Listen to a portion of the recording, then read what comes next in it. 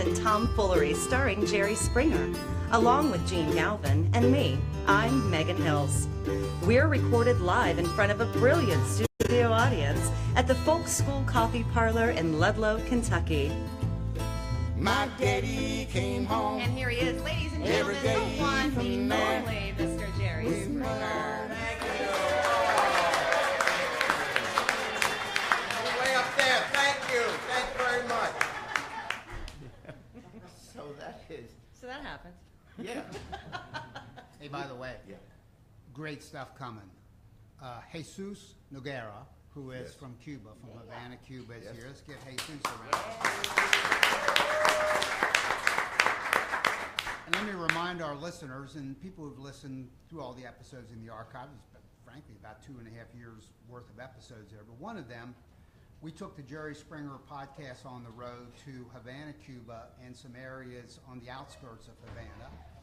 And we toured with the help of the Center for Cuban Studies in New York, and Jesus was the tour guide. Yep. Yep. So Jesus is in the United States for the last couple months, touring all over the country.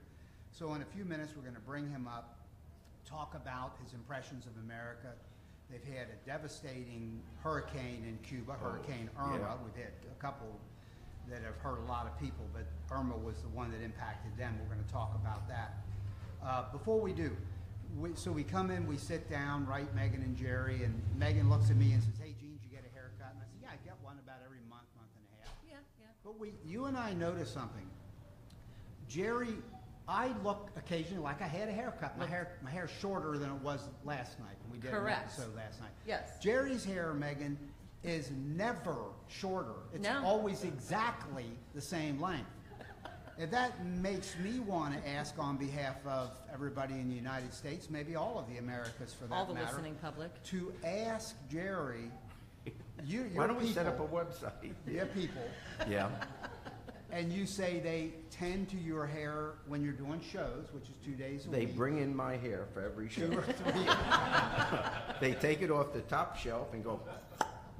Actually, I'm bald. What I do is I let my eyebrows grow long and just comb them straight back. That's really gross. That really works, I find. By the way, we have Chelsea Ford and The Trouble coming up, Yeah, too. we do. They're awesome. That's going to be great. But And they we're- actually do my Yeah, what I they, want to know. He wants to When talk about do his you get hair a smudging. haircut? You what? When do you get a haircut? Well, like most people. Where do you go to get a haircut? Yeah, Do you walk where in a do you go to supercut? get It's in Stamford. I usually go, one of the days that I'm having a show. It's a specialty salon, isn't it? It's real frou-frou. Yeah, but first they clear it out because we don't want other people Celebrity in there while I'm in presence. there. And security make sure, Jeez, all and they pants. wand the place, and then I go in. But do you get a haircut? I get my hair, but How before often every you get? show, You get a haircut every once a 3 week? or 4 weeks. Do you really? Yeah. Oh, I'm Yeah, but what they surprised do, to hear but that. before every show, well, it's like, they put on your makeup because it's television cameras and they Yep. you comb your hair and, they want it. Normally I'm like this, just normal hair like most Just people. normal Jerry. But when you're on television, they don't want, what do they call them, flyaways? Yeah. Because, so everyone looks like a TV news anchor with just Okay. that paste The that helmet drives head. me crazy. And then they spray and they spray and they spray, and I walk out there like bees are going to come. Tell you what, Yeah. the trials and tribulations Oh, that you it's face. not easy. It's really hard being a millionaire. It Oh, really it is, must you know? be And hard. between segments, they're powdering. Yeah. Oh, you don't know what I have to I go don't through. know. Talk about sacrifice.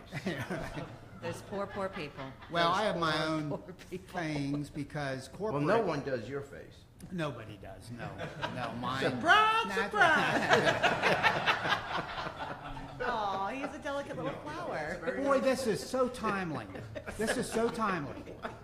No, this is exactly why corporate called the other day. I got a call from corporate. For the love of God. I mean, you're not going to be too pleased about this either, Megan, but corporate is saying, and I agree with them, they said that they believe that our panel, that would be the three of us, that we three need to, and they're actually directing us to do this, start work with a staff psychologist.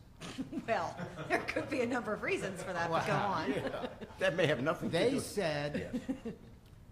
said, Gene Galvin, do you feel comfortable on this hosting crew?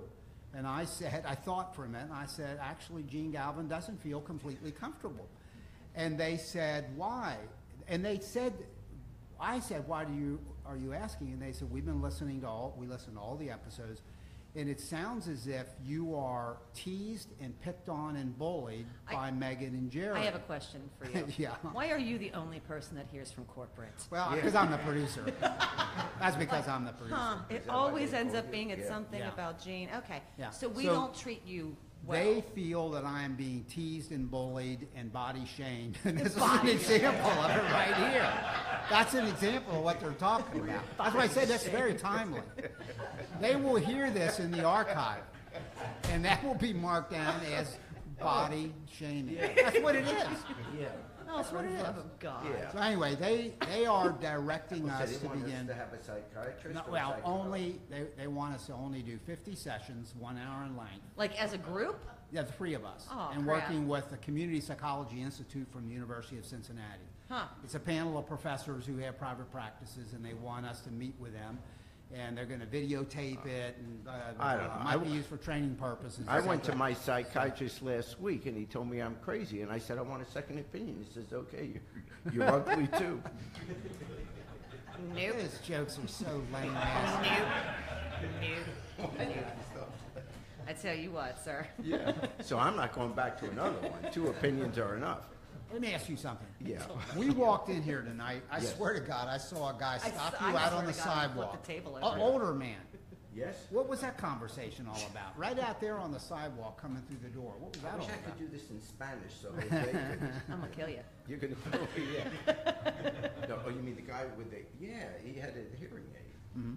And he was really bragging about it. He said, this is the finest hearing aid money can buy. I said, yeah, what kind is it? He said, 4 o'clock. Nope. She hasn't been here before. Look at her. Give her a hand. Hey! I love you. Oh. Give her a hug. A free cup of coffee on me. That's how you tell who hasn't been here before. Everyone else was just shaking their head going, are you freaking kidding me? Did I tell you corporate called me I the other hate you day? too. Hey, no. Hey, listen. I don't understand how So this even works. we went to Cuba, and I'd like to ask that was our a great friend, trip. my friend, and Yes. all of our friends, Jesus. Noguera, to come over here, please, Come on, Jesus. and have a There seat. you go. And he's been on the show before. We've had Jesus on. He has on been by on the phone, show. yes. We call it a bit. We did a bit called Ask the Cuban Socialist, and people called in and asked questions of Jesus. And to give Jesus an introduction, he is from Cuba, born, raised in Cuba, and has loves his country. We've had many conversations about it. Showed us wonderful things about Cuba, and tried. And you clean this up if I get this introduction wrong, but tried other times to get a visa to come to America to visit, because a lot of his clients in Cuba who he tours are Americans. Things have flexed up in the last couple of years, and he's had probably more Americans that he's able to take around.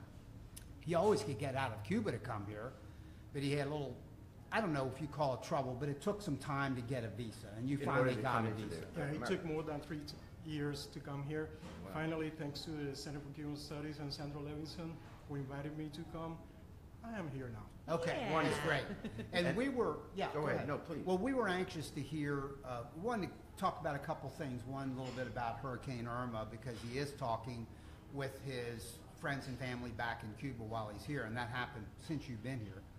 But you have been around the country, and I know I'm anxious to hear your impressions of places you've been. Did they match what you thought they might be? You've traveled around the world, too. I have. Jesus, how long have you been in the, when did you come to the U.S. this year? I got here July the 6th. Okay, so you've been here since I July. landed in New York. Yeah. And spent 3 weeks all around New York. I visited Chicago, New Jersey, Boston, and then with Sandra, I flew to the West Coast, LA, San Francisco, Seattle, Minneapolis, Colorado. You've seen more of the U.S. than most U.S. Yeah. citizens. I'm a traveler. It's I do some really tourism in cool. your That's country. And he very speaks cool. better English than Donald Trump. It's awesome. Yes. What are your impressions of the My United States? impressions are very positive. I have so many good stories to tell you. It would take a whole year to tell you, but in any case, it's very positive. People are very welcoming, very helpful, gracious, and I didn't expect otherwise. And it's Can we tell people that you have, gosh, I'm going to say it, and then once I've said it, you can't take it back, but you have a Facebook page like many of us do. I do. And are you open to having people, a friend request you if they Sure, would like to? of Okay, course. because now, here's why I bring that up. I am a Facebook friend of yours, Yep. and you're staying in my home tonight. We're going to have a gathering after this for Thank you. you. So we're all friends. Which is And we really enjoyed our time with you. I speak for all of us. Absolutely. He's such just a cool guy. And We had a that- great time. Probably that's the first good thing if you're a tour guide is people want to hang out with you. Yeah. But because we're Facebook friends, I follow you in Cuba. Yeah. I have followed you in these 2 months that you've been here in the United States. And others might want to friend you and get to know you that way. So to do that, it's Jesus, J-E. Noguera, Noguera. Okay, and there it is. So if a friend requests Jesus Noguera, then he'll likely say yes, and then they can learn more about Cuba just through your Facebook page. I'd be happy. Now And you this- can and- unfriend him. You can. You don't have to be. He's a cool guy, And too. you don't have to be friends with Gene to be friends with Jesus. Is the most important thing. You can just be friends with. Sorry, Gene. Now here, well, that's what we're talking about.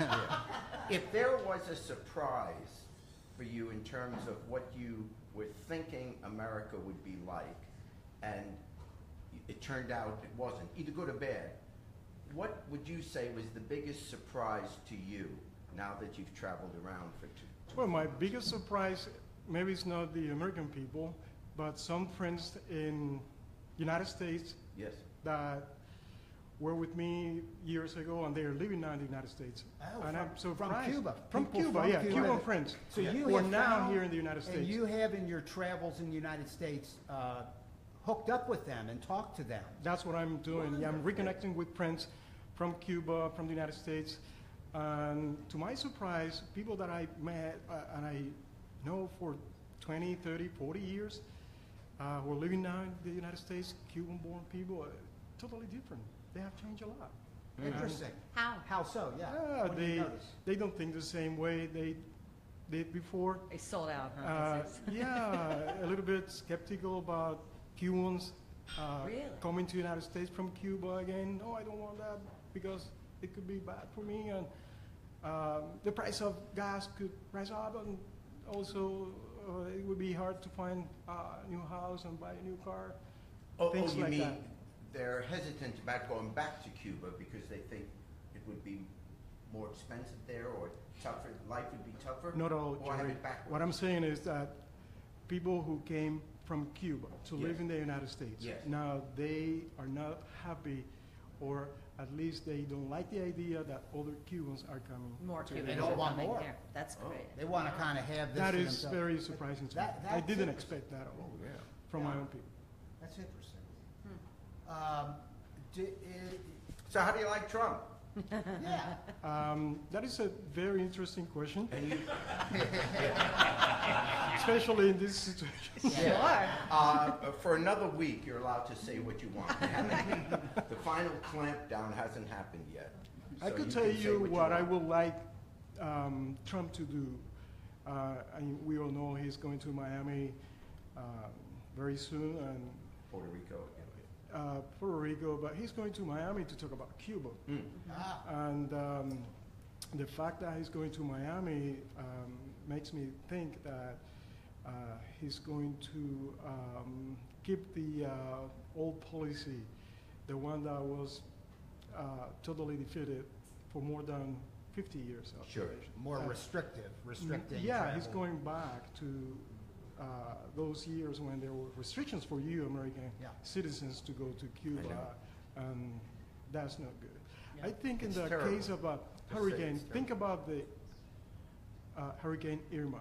Mother Nature gave us a unique opportunity to be above all type of differences. Boy, And- that's exactly Yeah. right. And To be human it instead requires of political. Yeah. exactly political will to say yes, we're going to overcome our differences and we're going to help the people, right? Support. I remember when the earthquake in Haiti, the Cuban government allowed U.S. airplanes to fly over the Cuban airspace Yeah. to get faster To get to to Haiti Haiti.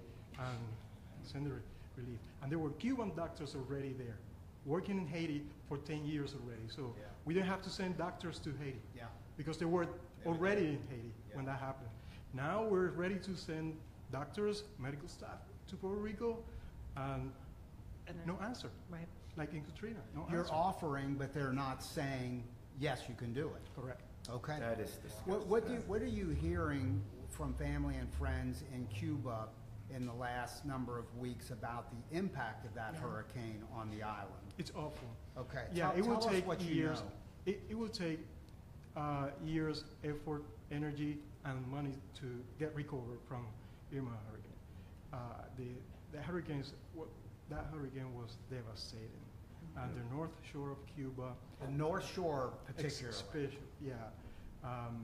The tourist infrastructure was very damaged, an airport, causeways, hotels, but crumbling buildings in Havana.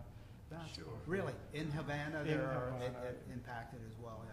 Very badly. You've been to Central Havana Yes. already. Sure. So the floods were only 1 block away from my house. Yeah. Wow. Oh, really? I live very close. Yeah. Oh, Big wow. wow. Never before. I have never seen anything like that before. Yeah. And I've seen many Yeah. Yeah. hurricanes. But Yeah. it was a very bad hurricane. Okay. Thank you very much. Yeah. You're Jesus. welcome. We're going to spend Muchas a lot of gracias. time together in the next Yeah. couple days. So Gracias. welcome to the United States, but you've already been here for a while, but welcome to Ludlow, Kentucky. We're so glad you came. Yeah. Thank you because for we've been- inviting me, for giving me this Yeah. opportunity. You're a Absolutely. good All right. guy. Gracias, Thank very- you.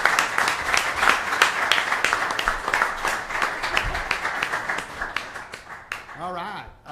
You know, and you talk to him, and you really wonder what the hell is wrong Well, he's with right. our politicians. Yeah. That just as a human being, you wouldn't say, "What do you guys need?" Right. We'll debate later. Boy, I'm with right you. now, what do you need?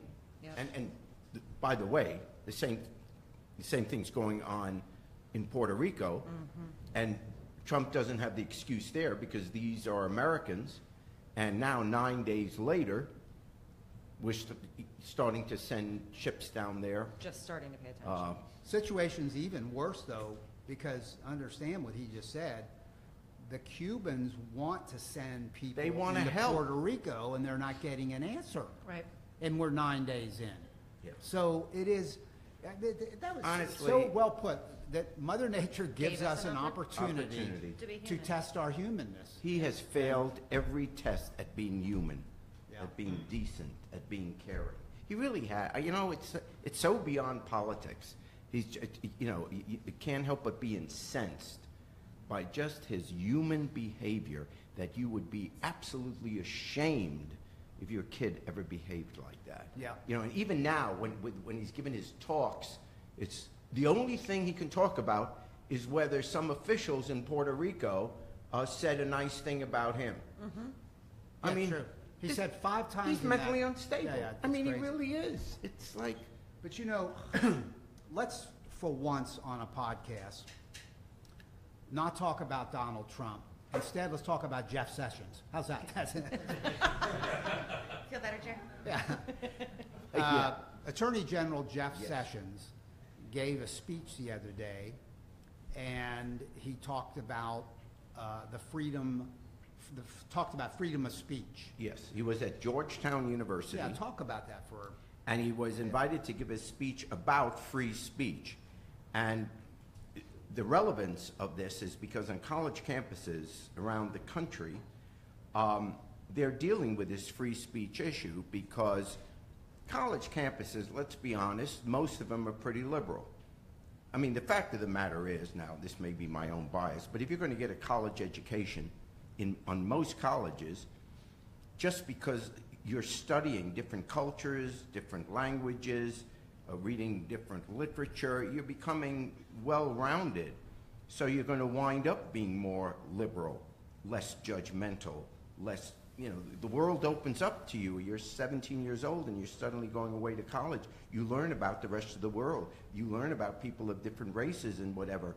And so the mix is bound to make you more liberal. It's not an accident that the more educated people were in terms of their education, every poll shows they tend to vote Democrat, except when the money issue is there. But you're going to be more liberal if you're more educated, and that just happens to be what it is. So the college campuses, and here's where the conservatives have it right. When a conservative speaker tries to get on campus, whether it's Ann Coulter or Milo Yiannopoulos, they go out to Berkeley, which is, for our generation, the beginning of the whole free speech movement back in 1964. When they go there, sometimes their speeches have to be canceled because the students are protesting, and because after a while the campuses have to spend more on security, and so it becomes, in that sense, a burden on the college campuses. So it is tough sometimes for controversial conservative speakers to speak on a college campus. And that, of course, is an embarrassment to those of us of a liberal philosophy, because we're supposed to be the, free speech is everything to us. That's the very First Amendment. And so Sessions was giving a speech, which was a very good speech, telling the college students that the First Amendment isn't there to protect speech that we all agree with. Speech we all agree with doesn't need protection because we all agree. So the power of the First Amendment is even, I hate what you say, but I'll fight to the death your right to say it. And that's the concept. It's a little ironic that Sessions would give this speech, because the other part of the First Amendment, which talks about freedom of religion and his view on banning Muslims and stuff like that. So there's a lot of hypocrisy in what Sessions was saying, but the speech itself, if you read it, makes good sense. So my question then is, why was he speaking to them? Why wasn't he giving this speech to Trump? Sorry, I'm speaking about Trump. But because 2 days earlier, 3 days earlier, is when he went on his rant against the football players that took a knee during the national anthem. And Trump was ripping them. And so the reporters, after the speech, asked Sessions, aren't you being a little bit hypocritical? You're saying all speech should be protected, everyone should have the right to say what they want, and then your own president, he rips an NFL player because he's expressing his point of view. And so Sessions says, well, the president is entitled to his point of view. Whoa, missing the point. Trump isn't just a regular citizen, though how I pray to God every night that he would just be one. He's president of the United States. He represents our government. Like it or not, he represents our government. So when the government is taunting a private citizen for peacefully protesting, peacefully expressing their his point of view, and by the way, can you even conceive of a more peaceful protest than going down on one knee? I mean, these aren't people rioting. These aren't people running through streets, throwing rocks, burning draft cards, setting cars on fire. They're not even yelling. They're silently going down on one knee. You can't even construct a more peaceful protest than that. No one's asking anyone to agree with their protest. In other words, what their point of view is. You don't have to agree with it. But how can you be an American and get upset with someone who is exercising their constitutional right to protest something about what our government should be doing and isn't doing? That's what our soldiers fight and die for. And Trump isn't just expressing a point of view, but because he represents our government, his comments are a threat of intimidation to do action against a person. In other words, he's not just saying, boy, I really don't like those guys protesting. Shouldn't have said that, but okay, he can say that. But when he says to the owners, you should fire these people, that is a call to action for them to pay a price for expressing their point of view, a very real price. And if you think that, oh, that's just speech, don't worry, nothing bad will happen, talk to Colin Kaepernick. He has been blacklisted from the NFL for starting it and taking a knee. So when Trump says to these owners, and he's friends with these owners, fire these football players, that's not an idle threat. That is basically saying, if one of those players has a bad game, you've got a good excuse now to just bench him and not continue their contract. Because they've already done it.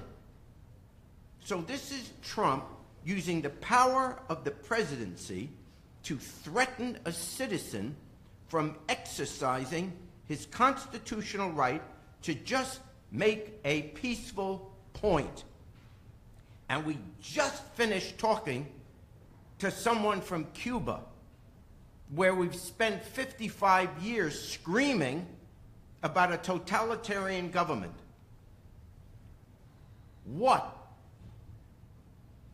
is the difference in at least the wishes when Castro says, we'll shut down the media, we'll shut down anyone who protests against our government? When Castro threatened that, we said, oh my gosh, how can you have a country where people can't be free to express their point of view? How can you have a press that, that gets punished if they criticize the government? And we complained about that in Cuba, and then when we got our own president doing the same thing. Let me give you recent examples. The NFL, I just gave you that example. Jamel Hill, she's the anchor of one of the sports shows on ESPN. She said something on the air calling Trump a white supremacist. Regardless of whether you think that's right or wrong, she said that, clearly controversial, and through Sarah Huckabee Sanders, the press secretary, she said that it's a fireable offense. The White House is saying she should be fired for having said something bad about the president. Oh my gosh, this really is Cuba. Well, first of all, it's a private, ESPN is a private company. They can make a decision, being a private company, whether they want to have that as their anchors or not, and they can discipline her. That's not up to the President of the United States telling a private company that they should fire someone because that person said something bad about the president. This is really serious stuff, folks. It's every day, it's just a little bit. And every little bit of this that happens never seems enough to put it over the edge. So we say, oh, that's just Trump. That's, we're used to that. You can't get used to it. Every day it's something else.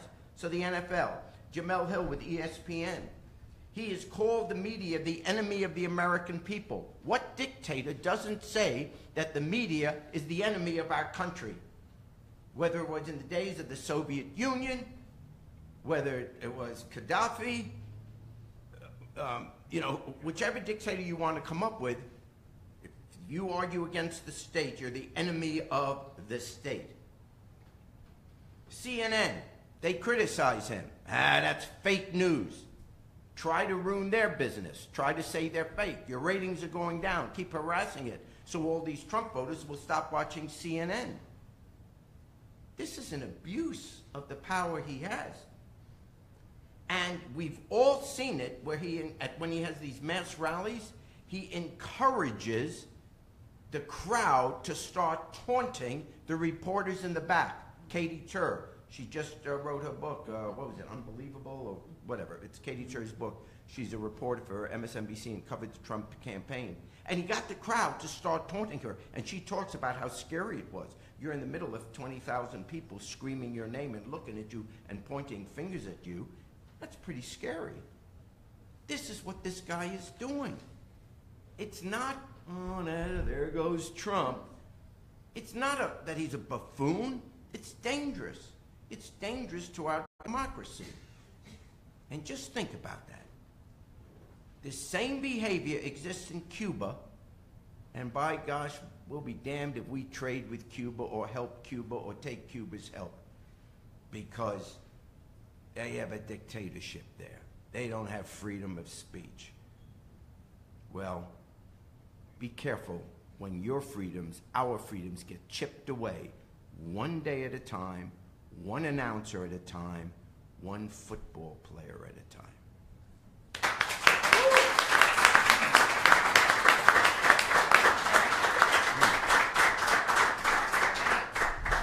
Thank you, thank you. And coming up here, we do have Chelsea Ford and the Trouble. Welcome, guys. All right, so you guys are husband and wife duo, and we've got Matt Crone as well. Is that correct? Yeah. That's right. Well, welcome. We're very excited to have you guys on. Thank you. Tell us a little bit about yourselves. How did you get together? How long have you been playing together? We've been playing together about 2 months. 2 months. Oh, great. I started playing instruments about 4 years ago, and my husband John, on guitar here, has been really instrumental in pushing me to write and to get out there and, How you getting Scare the along with pants your, off myself. how you getting along with your husband? we get along. Oh no, great. that's the other show. I'm sorry. I forgot what And it he was. forgot again. Yeah. Sorry. We do everything together, so yeah. And then we've known Matt Crone for a long time, and we thought it was time to make a 2-piece, a 3-piece, and Very cool. and he's great. So he usually plays electric bass, and he learned upright just for us. So and he's killing it. So Well, heck yeah. Well, your first song tonight is Kind-Hearted Woman. Is that correct? that's correct. All right, well, let's hear it. We'll talk some more afterwards. I'm a kind-hearted woman, the kind you ought to treat right.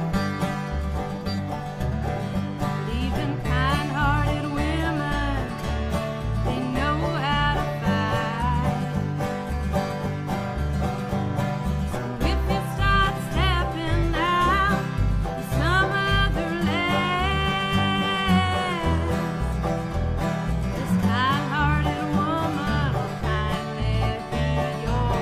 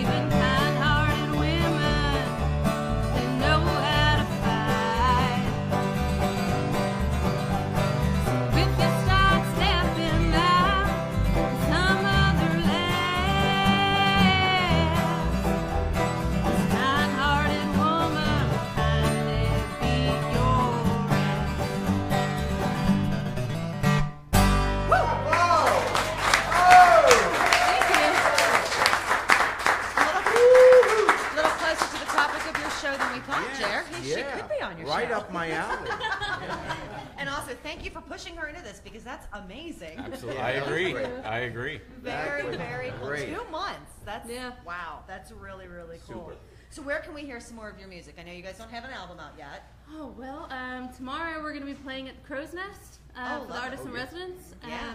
And we'll actually be with my husband John's other band, with him and his brother, Warwick and Lowell, so that'll be fun, and a couple other guests. And then we have the Artists in Residence at Southgate House in December. Very cool. And if These you're are looking, all Cincinnati area Yeah. places. Do you have a website?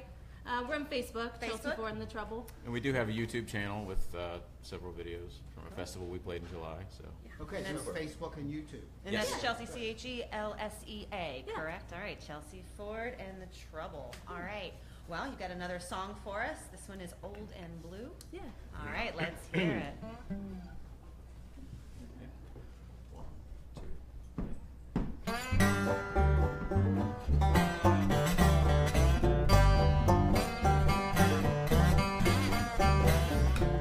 Darling, I know you're wanting something new. Tell me what happened to the old and blue.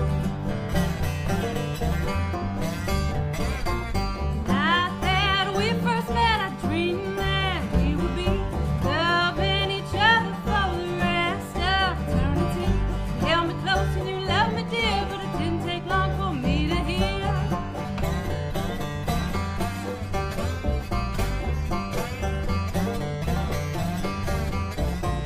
Baby, you ain't working all night. Baby, this just don't seem right. Come on tight and smelling good. Don't work hard, never do you should. Darling, I know you're wanting something new. Tell me what happened to the old and blue.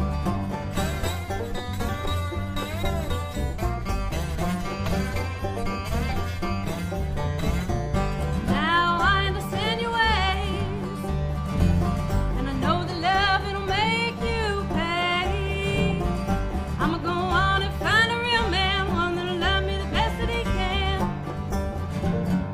Now if I could trust you, you would never do me wrong. About the lies and they didn't last for too long. Raising your baby while another woman's in my bed. If I ever see you again, I'ma feel your ass with lead. Darling, I know you're wanting something new. Tell me what happened to the old and blue.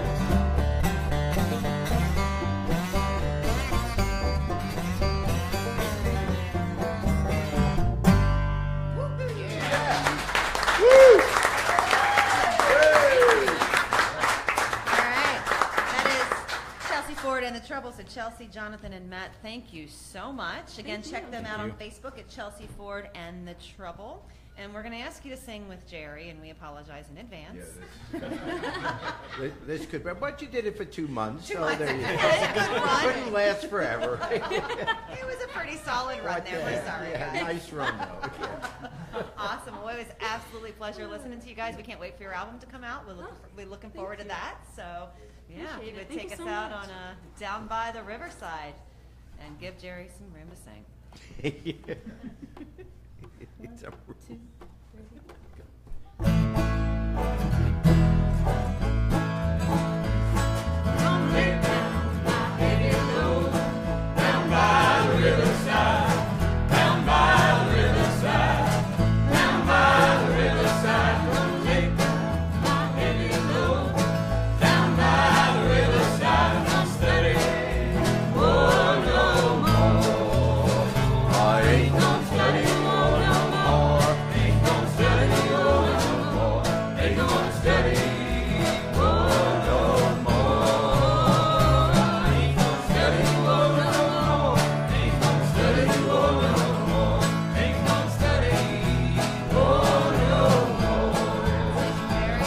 Gonna lay down my sword and shield down by the riverside, down by the riverside. I said, down by the riverside. I'm gonna lay down my sword and shield down by the riverside, down by the riverside.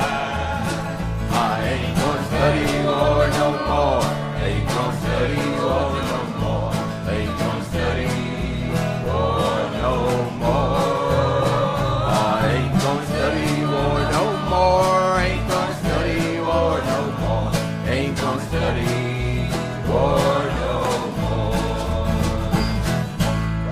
Whoa! Y'all come back now, you hear?